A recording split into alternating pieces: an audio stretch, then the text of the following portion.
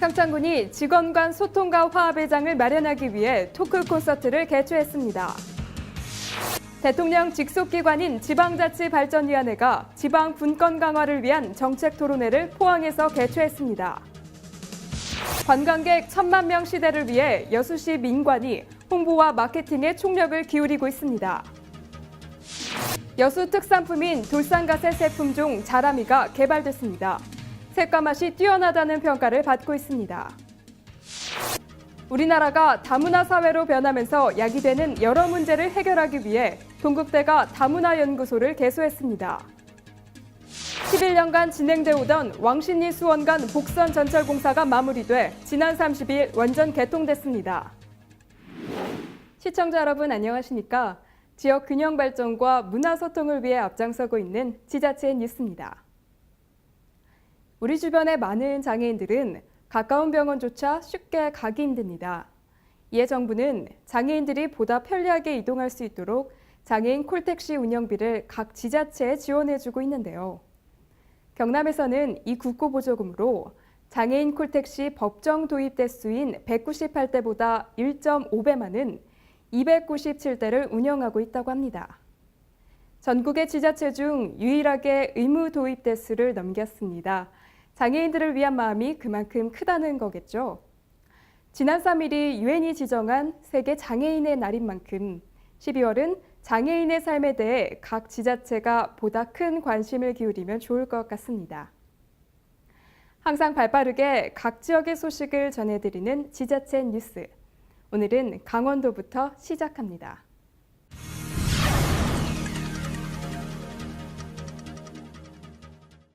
직장인분들, 같이 일하는 직원들과 얼마나 많은 대화를 나누고 계십니까? 평창군이 직원들 간의 화합을 도모하기 위해 토크 콘서트를 개최했습니다. 직장 에피소드와 희망사항 등을 공유하는 소통의 장이었습니다.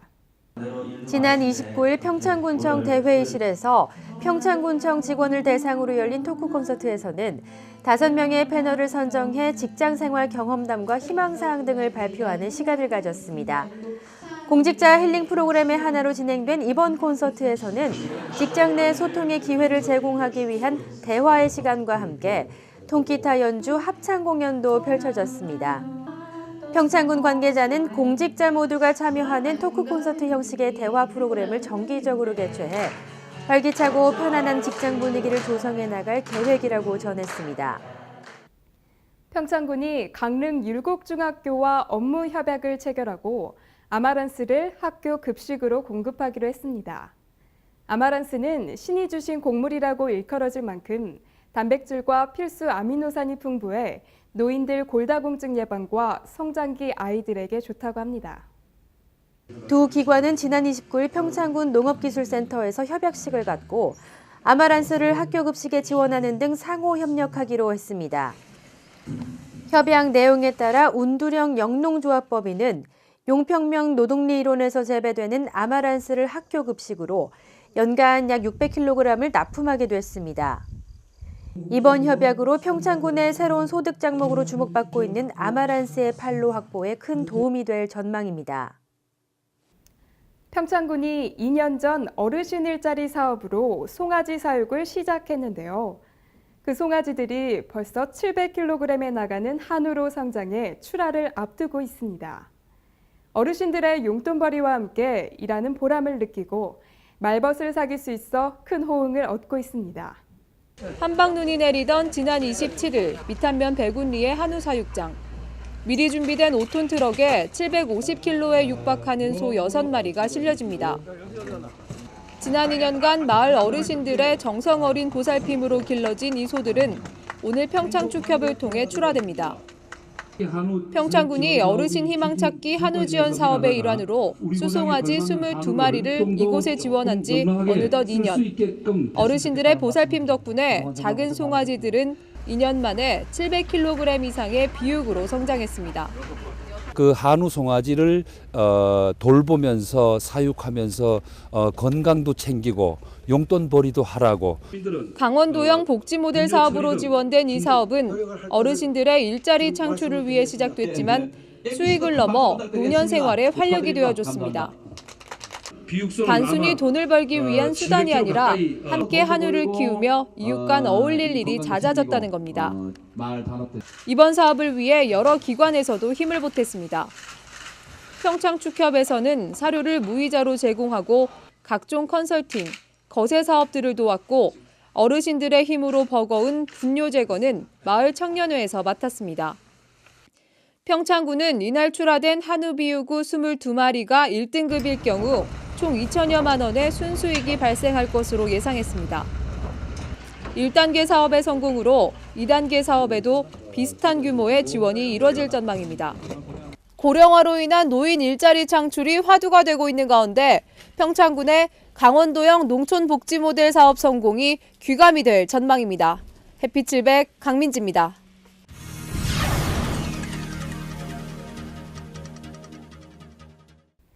정부의 국정과제인 지방분권 강화를 위한 정책토론회가 포항에서 열렸습니다. 정책토론회는 주민 의견을 수렴하기 위해 전국 권역별로 진행되고 있습니다. 대통령 소속 지방자치발전위원회는 19일 포항문화예술회관에서 심대평 지방자치발전위원장, 박승호 포항시장 등 관계자 250여 명이 참석한 가운데 새 정부 지방자치 발전 방향 설명 및 정책 토론회를 열었습니다. 이날 박승호 시장은 모두 발언을 통해 포항은 인구 50만 이상의 대도시 중 유일하게 면적이 1000제곱킬로미터가 넘는 도시로 산업, 항만, 수산, 관광, 첨단과학 등 행정 수요가 복잡한 도시 특성을 고려한 자치 분권 실현이 시급하다며 관련법 개정을 통해 인구 100만 이상 대도시 수준에 부합하는 사무 권한 이양과 특례가 적용돼야 한다고 건의했습니다. 이번 토론회는 새 정부의 지방분권 정책 추진에 대한 의견을 수렴하고 국민적 공감대를 확산하기 위해 전국 권역별로 열리고 있습니다.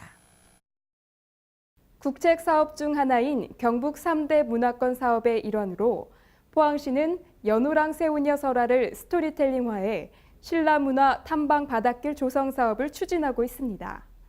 그 연호랑 새우녀 테마파크 사업이 첫 삽을 떴습니다. 포항시는 22일 동해면 임곡리 현장에서 박승호 포항시장을 비롯해 관계자와 지역 주민 등 약 300여 명이 참석한 가운데 연호랑 새우녀 테마파크 기공식을 열었습니다. 이번 사업은 연호랑 새우녀 테마파크, 1월 테마파크를 각각 건립해 2개의 공원을 연결하는 약 10km 정도의 테마 가도 조성, 동해면 임곡리에서 흥환리 간 5km 해안길 등 3개의 사업으로 추진됩니다.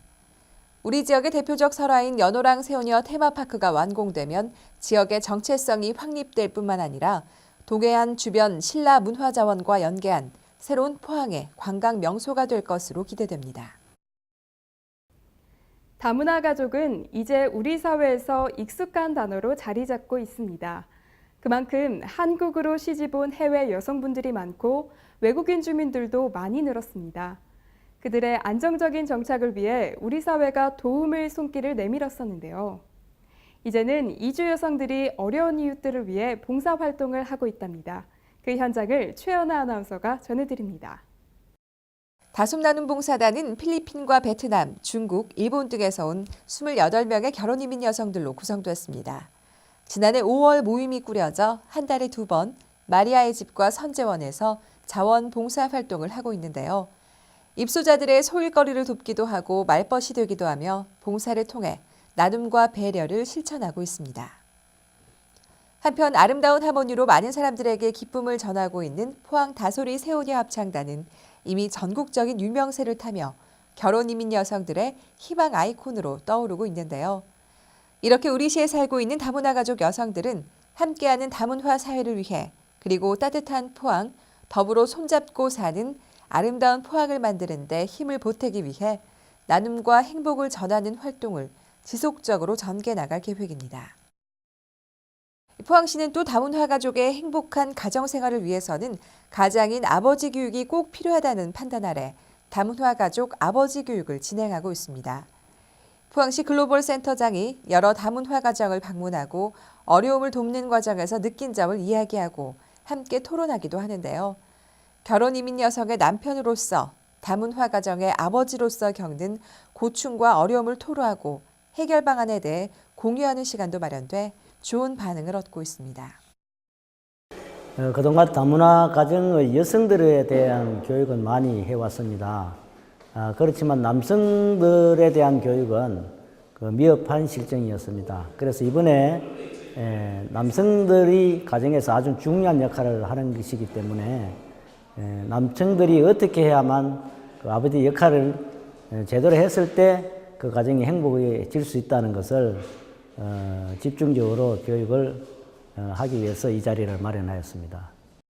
다문화 가족은 우리 지역 사회에 적극적으로 참여함으로써 어려움을 희망으로 바꿔가고 있습니다. 한국 사회로부터 무조건 도움을 받는 것이 아니라 도움을 줌으로써 당당한 사회 구성원으로 참여하고 있는데요. 글로벌 시대 국가 경쟁력은 다양성과 개방성이 좌우합니다. 다문화 가족이 우리 한국 사회를 더 넓고 더 깊게 만들어주는 원동력이 될 수 있도록 우리 시민 여러분들 이들을 따뜻한 시선과 성원으로 바라봐 주시기 바랍니다.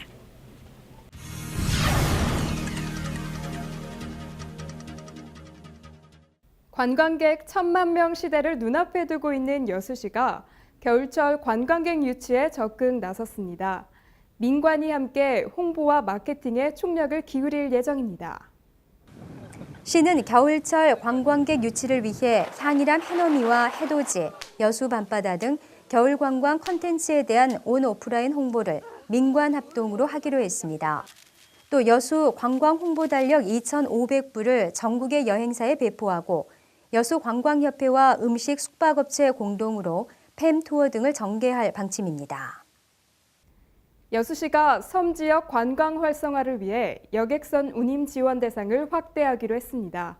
지금까지는 섬 주민들만 50% 할인 혜택을 받을 수 있었는데요. 내년 1월부터는 다문화 가정 구성원과 외국인, 그리고 소방관도 운임 혜택을 받을 수 있습니다.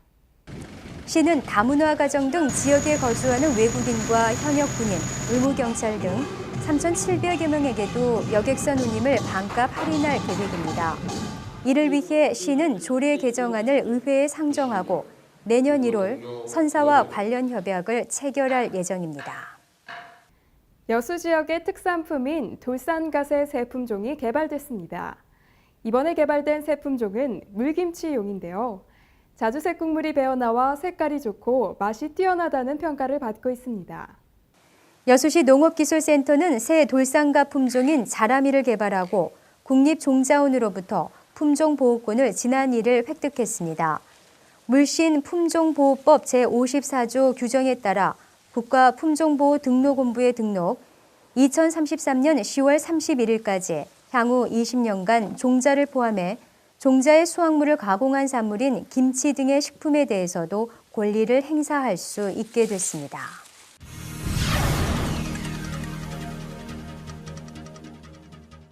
한국에 정착하는 외국인들과 결혼 이주 여성들이 늘면서 우리나라는 더 이상 단일 민족이 아닌 다문화 사회로 변하고 있습니다. 전문가들은 앞으로 외국 주민들의 비율이 더 증가할 것이라고 하는데요. 하지만 아직 다문화 사회에 대한 연구나 전문가는 부족한 실정입니다. 동국대가 이 문제를 해결하기 위해 다문화 연구소를 개소하고 전문가를 양성하기 위해 석박사 과정을 개설했습니다. 성희용 기자가 취재했습니다. 우리나라 전체 인구 5,100만여 명, 그리고 우리나라에 거주하는 외국인 주민은 145만여 명. 안전행정부가 지난 2013년 1월 1일 기준으로 외국인 주민 현황을 통계낸 자료입니다. 우리나라 전체 인구의 3%가량이 외국인일 정도로 우리나라는 다문화 사회로 변화하고 있습니다. 이에 동국대에서는 다문화 사회로 나아가는 과정에서 발생하는 문제점과 해법을 찾기 위해 다문화 연구소를 개소했습니다. 현재 한국 사회가 이 전체 인구의 3%, 한 150만 정도가 외국인입니다. 그래서 이들에 대한 그 지원이나 또는 이 다문화를 어떻게 통합하는가 하는 게 현재 지금 이슈로 되어 있습니다. 그래서 이거에 대한 연구를 이제 학문적으로 또 실제적으로 하기 위해서 만들게 됐습니다. 다문화 연구소 개소와 함께 다문화 전문가를 양성하는 대학원 과정도 개설했습니다. 올해 초 법무부가 다문화 사회 전문가 양성을 대학에 위탁을 했고 동국대가 이를 맡았습니다. 과정을 수료하면 학위와 함께 석사는 다문화 사회 전문가 2급, 박사는 1급 자격증이 주어집니다. 올해부터 네. 2010년, 11년, 12년 이렇게 3년을 다문화가정 지원 정책 했어요. 정부 11개 부처가. 근데 올해부터 다시 5개년 들어갔어요. 근데 이번엔 13개 부처가.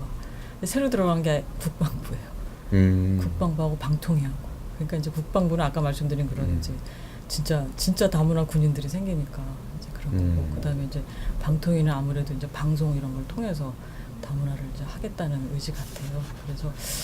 그런데 문제가 뭐냐면 이게 13개 부처가 들어가 있는데 각기 자기네 사업을 하는 거야. 전문가들이 하는 얘기는 컨트롤 타워가 하나 있어야 된다. 우리 정부와 사회는 아직까지 다문화 사회에 대한 준비가 미흡한 것이 사실입니다.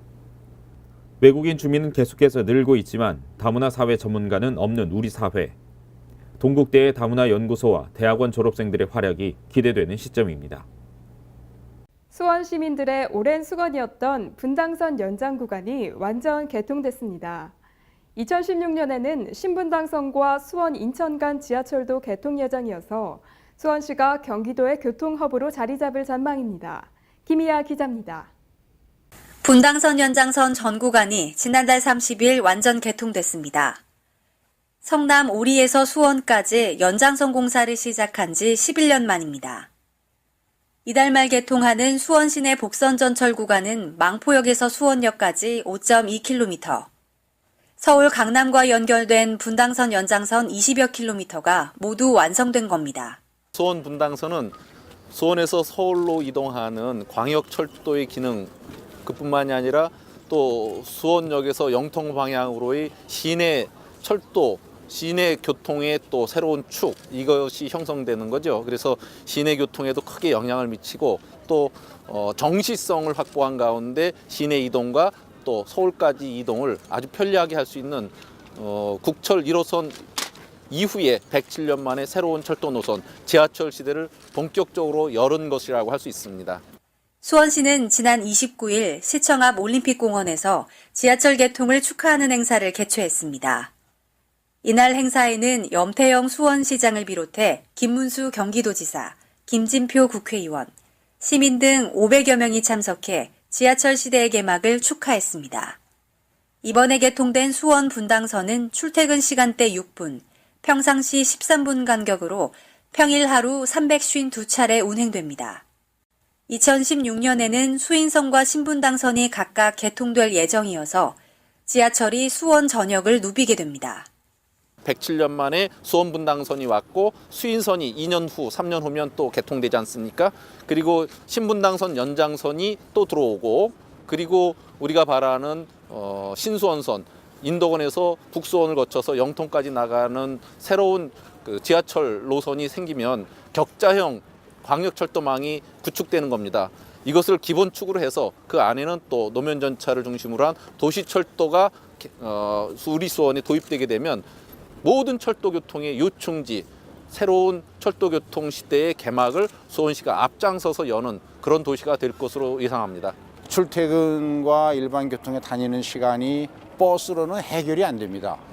제가 저희 지역에서 서울로 가는 직행버스를 여러 곳을 만들었는데도 버스 한 대에 37명밖에 못 타지 않습니까? 그런데 지하철은 한 회선에 1000명을 실어 나릅니다. 그래서 결국 대중교통은 철도 아니면 해결이 안 되는데, 이제 드디어 수도권의 남부 지역은 철도 대중교통 시대가 열리는 것입니다. 왕십리에서 수원을 잇는 52km 구간의 복선전철이 완전 개통됐습니다. 이로써 수원을 중심으로 철도로 하나 되는 새로운 수도권 시대가 시작됐습니다. 지자체 뉴스 김희아입니다.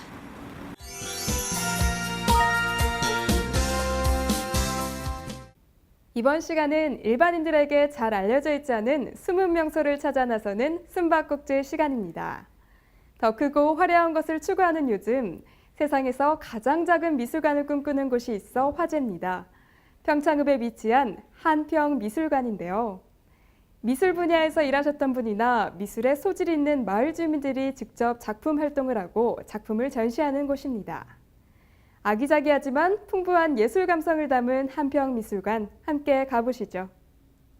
평창의 관문 중 하나인 평창읍 대상리. 평창강이 사계절 마을 앞을 흐르는 이곳에 매일매일 즐거운 변화의 바람이 불고 있다고 하는데요. 대상리는 문화를 테마로 다양한 시도들이 이어지면서 귀농 귀촌 인구가 70%에 육박할 정도의 매력 있는 마을로 바뀌어가고 있습니다. 이미 평창에서는 널리 알려진 대상리의 여명악단부터 시작해 바로 이곳 한평미술관까지 만들어지게 되었는데요. 처음에는 우리가 그 음악마을로 갔었어요. 그래가지고 각 주민들이 악기를 농악기 때 한 가지씩 좀 배우자 해가지고 기타도 배우고 난타도 배우고 색스폰, 뭐 드럼 이렇게 해서 갔는데 거기에다가 또 좀 약간 더 좋은 작품을 더 넣자 해가지고 또 미술에 이런 작품이나 그런 데 소질이 있으신 분들이 많아가지고 거기에다가 그 솜씨를 좀 농악기 때 우리가 만들어서 좀 뭔가를 전시할 수 있는 장소를 만들어서 한번 해보자 해서 이제 마을 총회를 거치고 해가지고 각자 그 한 가지씩 그 작품을 만들고 해가지고 작년에 그 한평미술관을 개관하게 됐습니다. 3.3제곱미터의 작은 정자에서 시작된 한평미술관은 세상에서 가장 작은 미술관이라는 의미는 그대로 담아 마을회관 2층으로 그 영역을 넓혔는데요. 아기자기한 퀼트 작품 옆에 미술관과는 어울리지 않은 듯한 커다란 냉장고가 눈에 띄는데요. 냉동실 문을 열어보니 귀여운 닭가족들이 숨어 있습니다. 다가오는 크리스마스 분위기를 가득 머금은 이 닭가족들도 퀼트로 만든 작품이라고 합니다. 지금 언뜻 봐서는 지금 무슨 모양인지 잘 나타나질 않죠. 그런데 멀리서 보게 되면 이게 글자로 쓰여져 있어요. 그래서 우리 대상리 주민들이 행복하게 살았으면 좋겠다 하는 뜻에서 행복이란 글자로 우리 마을 주민들 그 사진을 넣어가지고 이 작품을 만들었습니다. 대상리 주민들의 사진을 일일이 수집해 만들었다는 이 작품. 일상의 모습이 담긴 사진을 예술작품으로 만들어낸 모습이 인상적입니다. 이 공예품은 우리 마을 주민이 겨울에 농악기 때 틈틈이 산에서 나무 죽은 나무를 베다가 이게 모양을 갖춰가지고 이 물레하고 치개, 쌍둥이 치개하고 만들었어요. 조각, 그림 등이 작은 미술관에 꼭꼭 담겨 있었는데요. 여러 작품들 사이 유독 눈에 띄는 것이 있습니다. 마을 주민 중에서도 그 어르신들, 여기서 태어나셔가지고 여기서 평생을 사신 분들이 이 솜씨 자랑을 한 거예요. 이게 다 아시잖아요. 이게 집으로 만든 거. 이것은 그 고추 때 매는 그 비닐 실로 이건 만든 거예요. 이것은 그 애들이 여름에 그 물고기 잡고 다슬기 잡을 때 신고 가면 미끄럽지도 않고 돌에 아주 유용하게 쓰입니다. 이게. 대상리에는 한평미술관을 잇는 또 다른 문화공간이 자리 잡고 있는데요. 바로 두평도서관입니다. 6.6제곱미터라는 의미를 넘어 두루두루 평창에 책의 향기가 흩날리다라는 의미를 가진 두평도서관.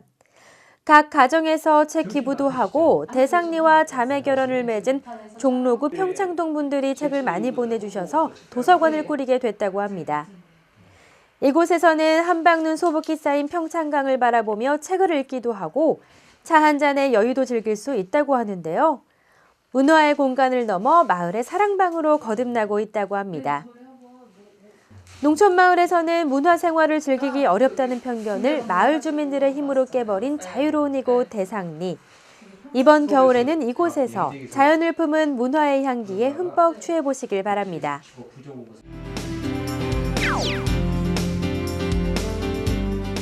국내 최대의 불빛 야경 축제인 허브 아일랜드 불빛 동화 축제가 12월 1일부터 내년 4월 30일까지 열립니다. 이 축제는 경기도 포천시 허브 아일랜드에서 열리며 400m의 최장 불빛 터널을 만드는 등 그 어느 때보다 화려하게 준비되어 있습니다. 불빛 터널 안에는 요리하는 산타, 사랑 주는 산타, 선물 주는 산타 등의 조형물과 10m의 초대형 트리나무, 불빛 조형물들이 있습니다. 이를 통해 아이에게 꿈과 희망을 심어주는 숲속 동화나라의 환상적인 분위기를 만나실 수 있습니다. 이 밖에도 축제 기간 산타터널에서 찍은 사진을 개인 SNS에 올리면 추첨을 통해 상품을 증정한다고 합니다. 허브아일랜드 전체를 휘감은 오색찬란한 불빛 향연, 허브아일랜드 불빛동화 축제에서 만나보시죠.